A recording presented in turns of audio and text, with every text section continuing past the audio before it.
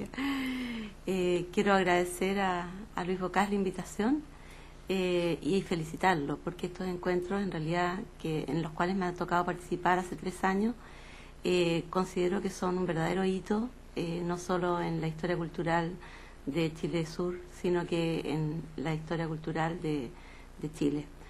Y bueno, les agradezco su presencia, a pesar de que es temprano.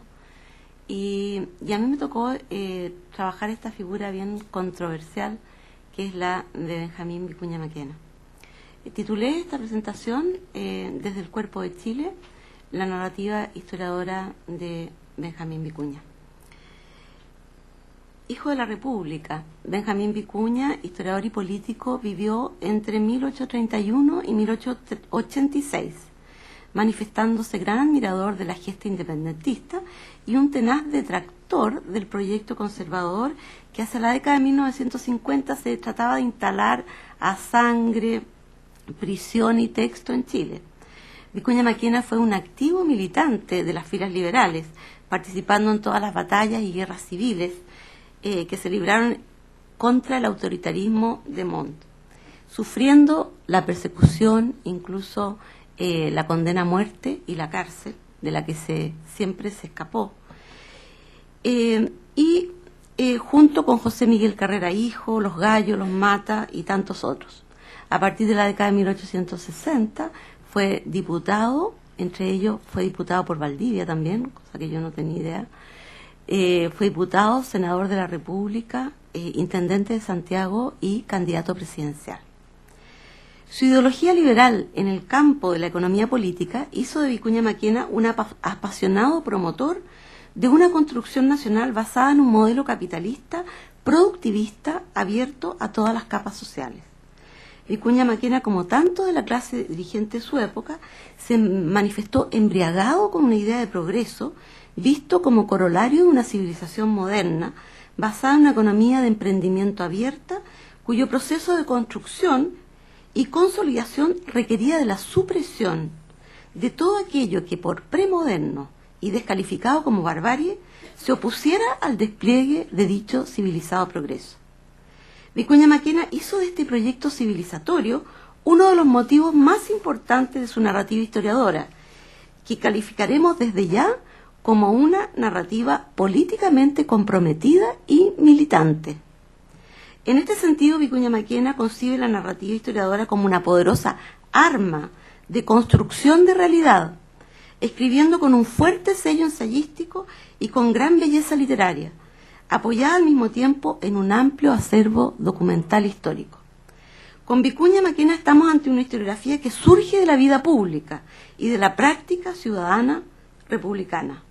Su narrativa bella, amena y bien documentada es principalmente una vía para la búsqueda de respuestas a las interrogantes surgidas de su experiencia y las de sus conciudadanos, escrita desde un enfoque liberal civilizacional en una búsqueda por construir nación en un sentido de modernización siglo XIX. La historiografía de Vicuña Maquena no solo construye militantemente nación, sino que su narrativa se constituye en un campo de innovación historiadora, reconocida hasta hoy. En primer lugar, la historiografía de Vicuña Maquena busca rehacer la historia de Chile, superando la interpretación poético-mítica, así como la crónica colonial, escribiendo lo que él identifica como la historia verdadera de Chile, basándose en una rigurosa investigación documental. No obstante, y al mismo tiempo, se distancia de la narrativa positivista y factualista, muy propia de Barros Arana, y muy propia también del documentalismo del siglo XIX, optando por una rica narrativa de tipo ensayística. En segundo lugar, en cuanto a su objeto narrativo, el historiador Guillermo Feliu Cruz, estudioso de su obra, plantea, con las propias palabras de Vicuña Maquena, en qué consiste el principal legado y actualidad de su innovación historiadora. No había para qué escribir la historia de los gobiernos, dice Vicuña. Era necesario compaginar la historia de los hombres mediante las biografías, la historia de la sociedad y la historia de los pueblos. Estamos pues ante una historiografía que podríamos identificar como una historiografía civil o como los inicios de la historiografía social en Chile. Doble giro historiográfico que fue el fruto de una búsqueda propia y original y que sin dejar de lado ni negar los aportes de ningún estilo narrativo, supo articular la rigurosa investigación documental con el ensayo, la biografía, la memoria, etc. Todo escrito en un estilo que rompía y superaba la grave escisión que estaba teniendo lugar en la modernidad ilustrada entre literatura e historiografía. He aquí a nuestro juicio la actualidad de su obra, esta superación de la escisión entre literatura e historiografía.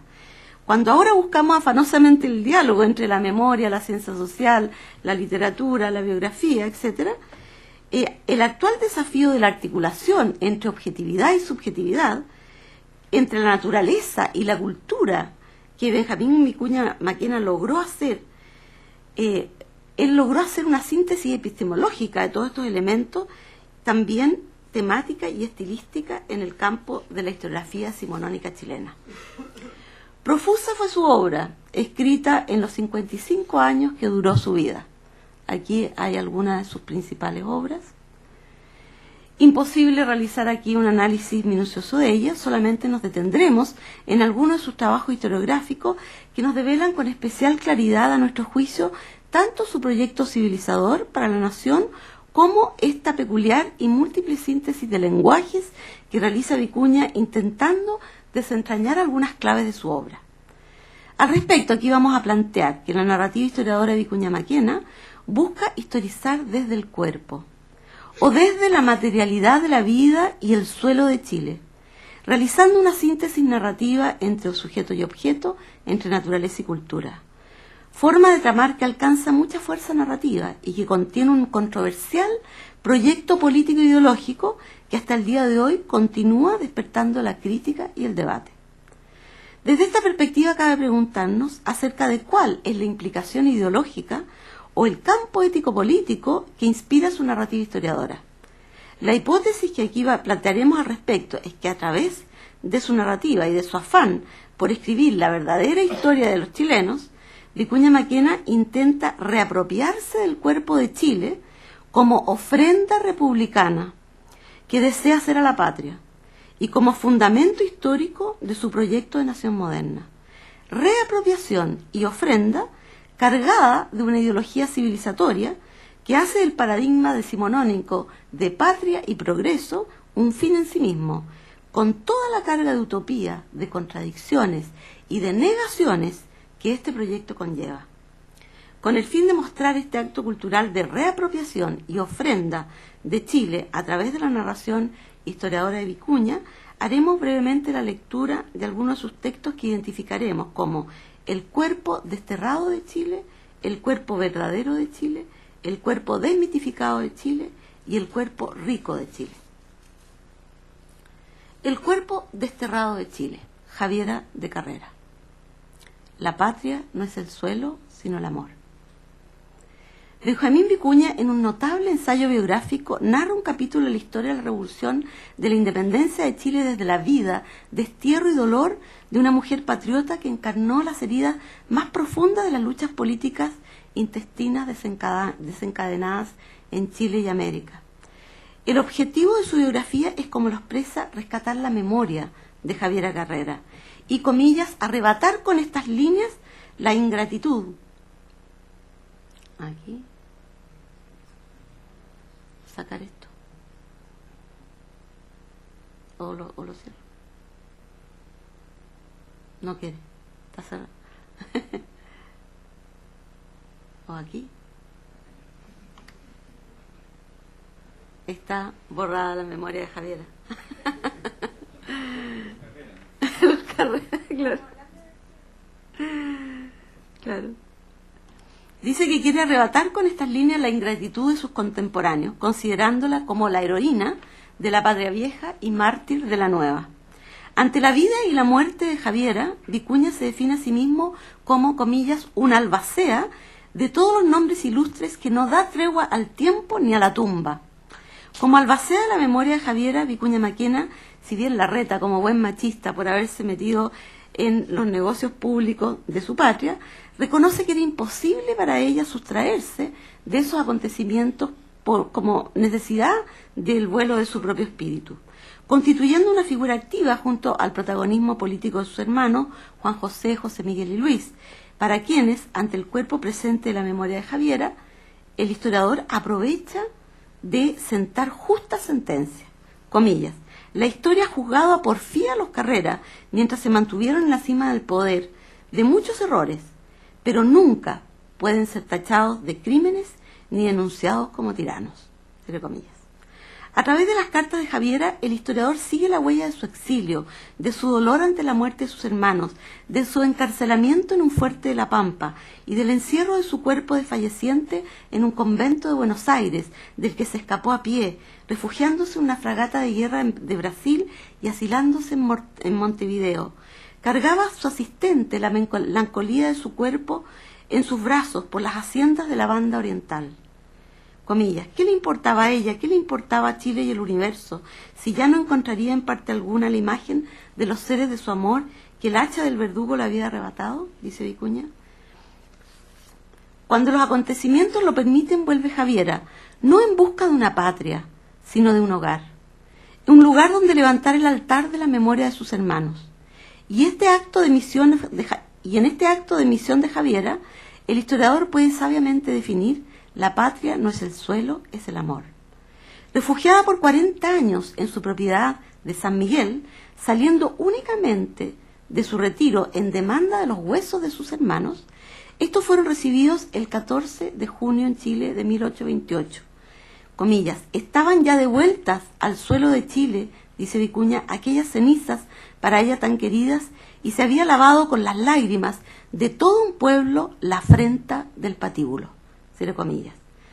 Comprendiendo Vicuña el significado del cuerpo presente para la conciencia histórica de Chile.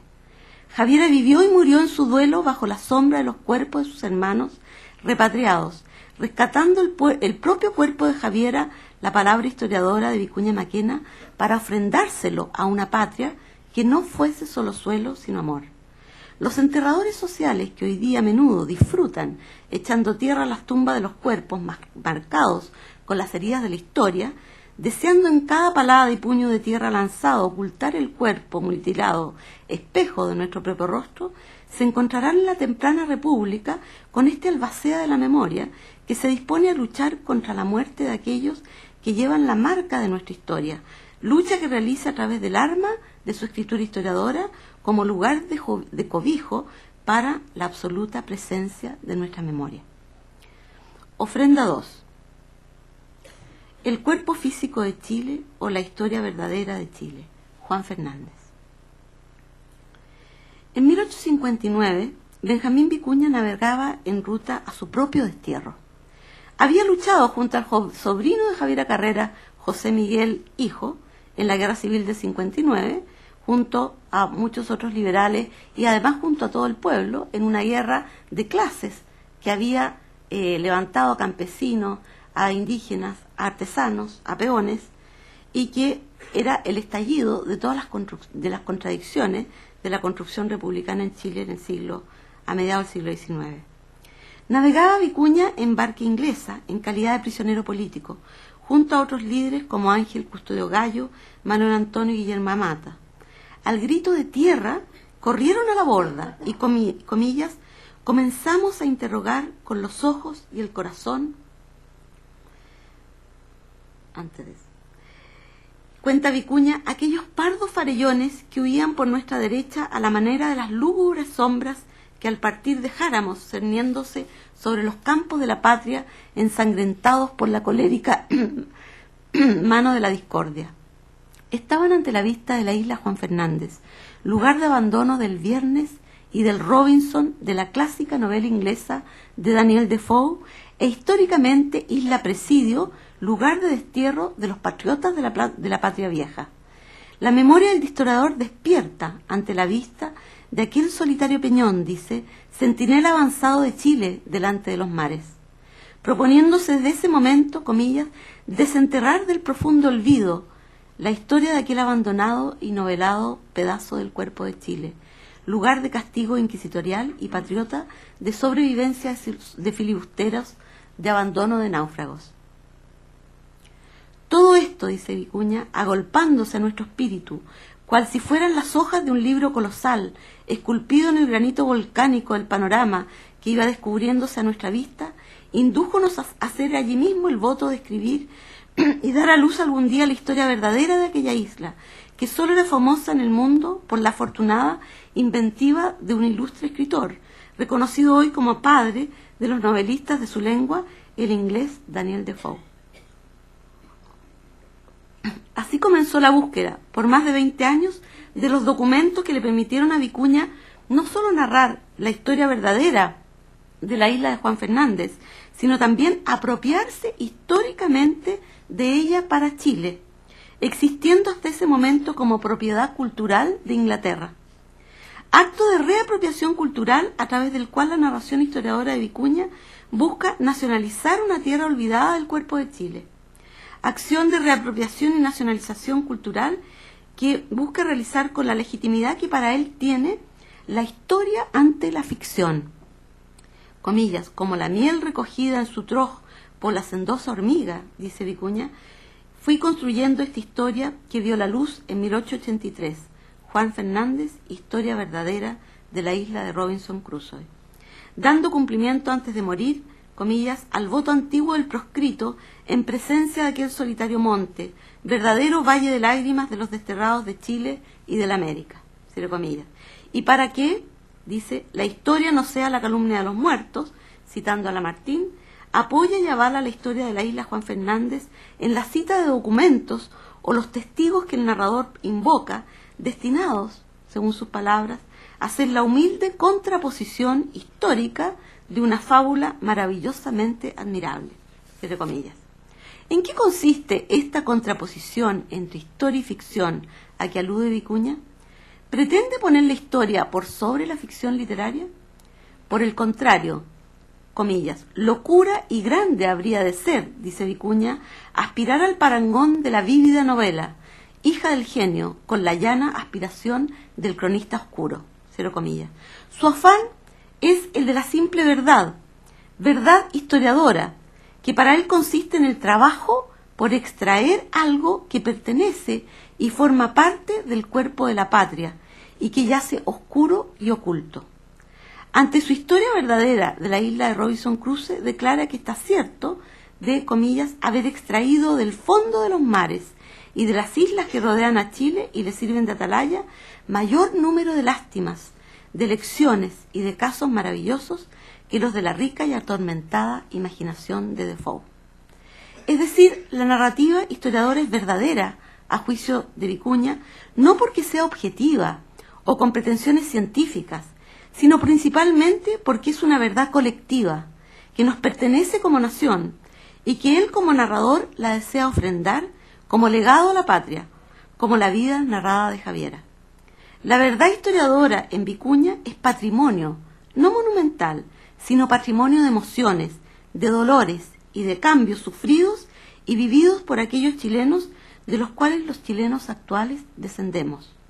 Para este historiador del siglo XIX, la verdad historiadora es lo que es la patria, no el suelo objetivo del pasado, sino el amor de los nuestros. Ofrenda 3. El cuerpo desmitificado de Chile, Lautaro.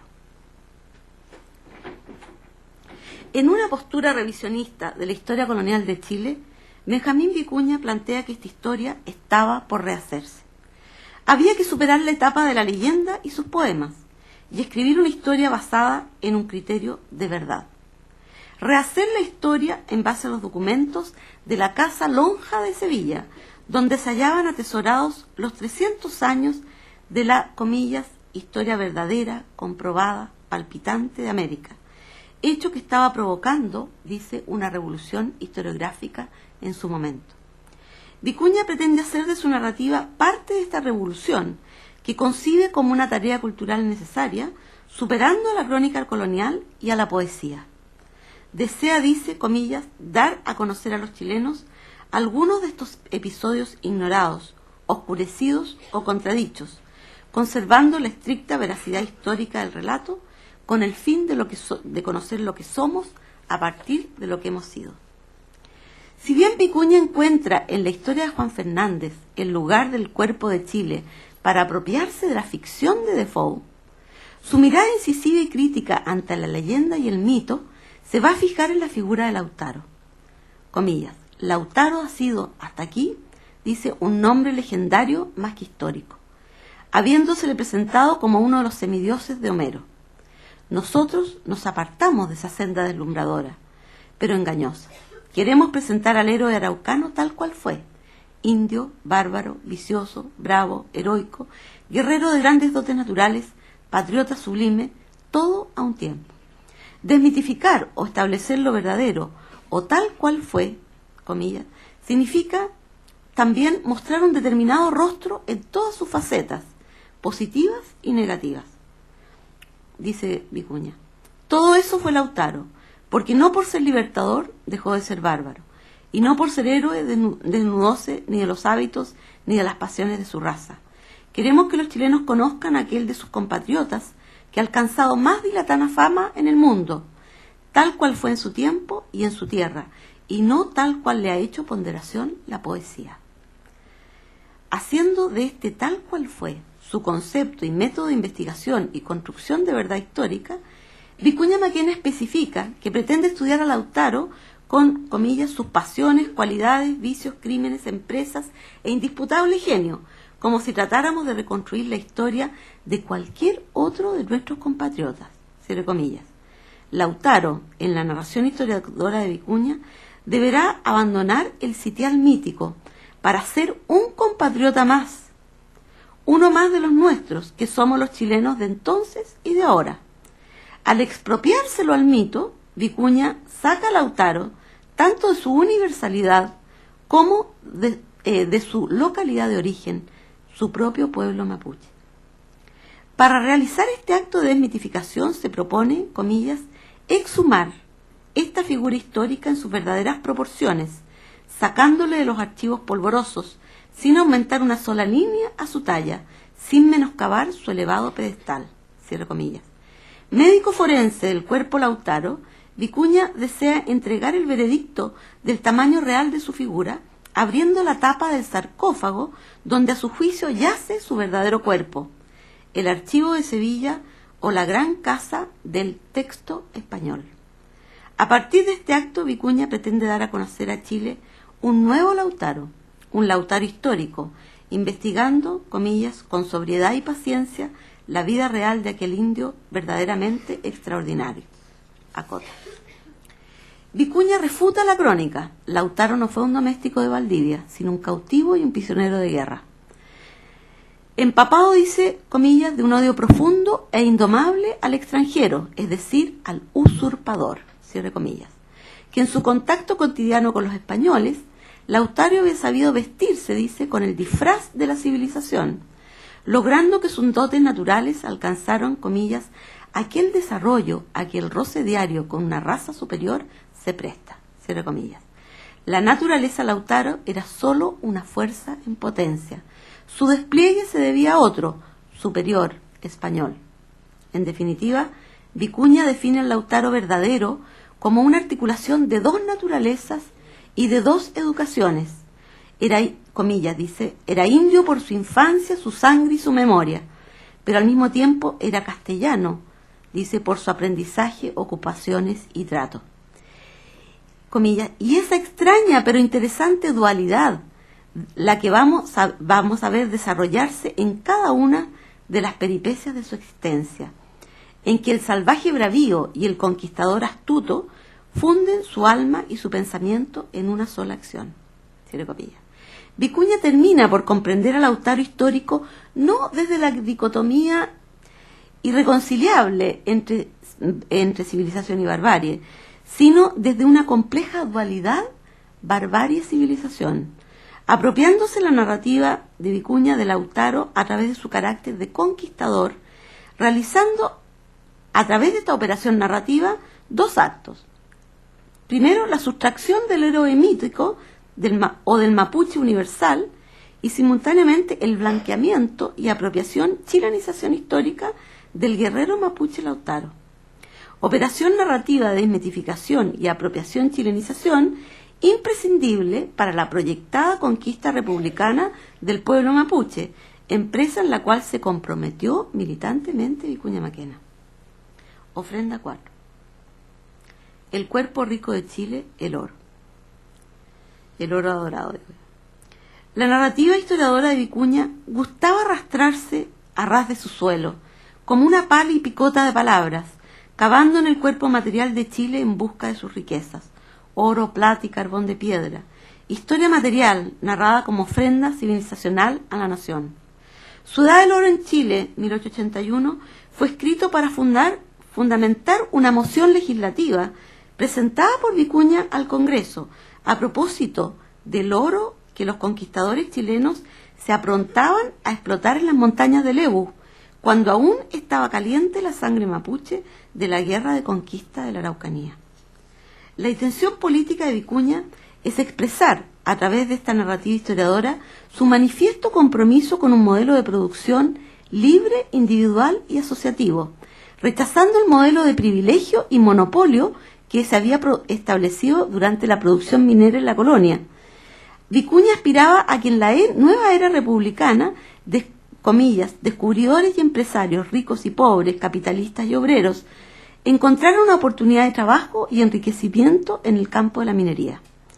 Desde el ideario de su utopía modernizante, la República ya no traería la riqueza aurífera de su suelo, dice Vicuña, con, comillas, 100 gotas de sudor y el doble de sangre de los esclavizados indios, sino con gotas de ingenio condensadas, dice, por el vapor o la fuerza hidráulica de máquinas colosales destinadas a reemplazar al indio esclavo, débil y abatido de las encomiendas, y al lento y fatigoso trapiche que molía durante las lluvias el duro cuarzo aurífero.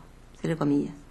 La intención de su proyecto de ley es proponer la reforma del sistema español de ordenanza de minería, haciendo en su narrativa historiadora una ofrenda republicana para la crítica de dicho sistema legal colonial que a su juicio favorecía la concentración en muy pocas manos de la pertenencia minera.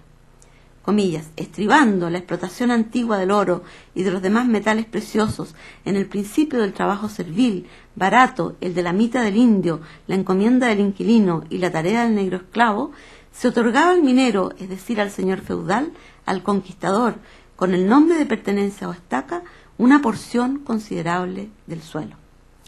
Al contrario de dicho sistema servil y de privilegio, Vicuña preconiza lo que decía era el fundamento de la producción y la riqueza, el trabajo libre e individual y asociativo, lo que produciría una riqueza asombrosa, una fuerza de atracción espontánea de productores inmigrantes de todas las latitudes, imponiendo, decía, razas verdaderamente portentosas. En contra de la ordenanza feudal colonial, Vicuña quiere ofrecer a la República el sistema California y Australia, donde, comillas, se permite al minero recorrer y explotar sucesivamente una vasta extensión de territorio, dando cabida a millares de obreros a la vez. Cierre comillas. Así, desde su ideario productivista liberal, Vicuña ofrenda al Estado de Chile, en el artículo 1 de su proyecto de ley, que antepone a su historia del oro, la apropiación del suelo del oro de la tierra recién conquistada al pueblo mapuche. Artículo 1. El Estado es el único y exclusivo dueño legal de todos los yacimientos auríferos que existen y se descubran en el territorio comprendido entre la actual línea del Traiguén y la del río Cruces y las cordilleras de Nahuelbuta y de los Andes. Cierre comillas. En su artículo 2 establece que el cateo y explotación sería completamente libre, otorgándose concesiones a quienes las solicitaran por medio de un pago de licencia anual. A través de su narrativa historiadora, encabezada por su proyecto de ley de concesión aurífera, Vicuña realiza el acto de apropiación narrativa del suelo conquistado, con el fin de crear sobre las cenizas del pueblo mapuche un nuevo Chile, fundado en el proyecto civilizatorio liberal productivista de nación y como ofrenda a su progreso. Para terminar, a través de estas 4 ofrendas historiadoras de Vicuña Maquena a la nación chilena decimonónica a que nos hemos referido, podemos visualizar su narrativa como un comprometido acto cultural de construcción, desde su propia perspectiva, de la historia verdadera de Chile. Una historia verdad que se apropia de los cuerpos, sustrayéndolos del olvido, de la ficción y del mito, configurando a su vez el cuerpo verdadero de la nación. Un cuerpo de oro, confeccionado a través de la acción de apropiación de memoria y de geografía, y como acto de desmitificación y deseo de libertad y riqueza. Este cuerpo de oro de Chile cobra vida en la escritura historiadora de Vicuña como su verdadera historia, que él ofrenda a una nación adolorida, pero destinada, a su juicio, a la civilización y al progreso. Sin embargo, a través de esta acción de apropiación y ofrenda cultural historiadora, Vicuña Maquena, como siempre los historiadores, produce simultáneamente un nuevo acto de entierro y de desmemoria. Esto es, un renovado acto de olvido y entierro de Lautaro y del pueblo mapuche, o de construcción de hegemonía cultural civilizatoria. En suma, hemos intentado abordar la doble faceta, múltiple faceta, de un historiador ilustrado moderno que hace de la historia un campo epistemológico de construcción de verdad histórica y al mismo tiempo lo erige en un campo de saber militante, con un determinado proyecto de nación. En su conjunto, Vicuña nos muestra los rasgos epistémicos e ideológicos de una nueva disciplina que acompaña la construcción nacional. Gracias.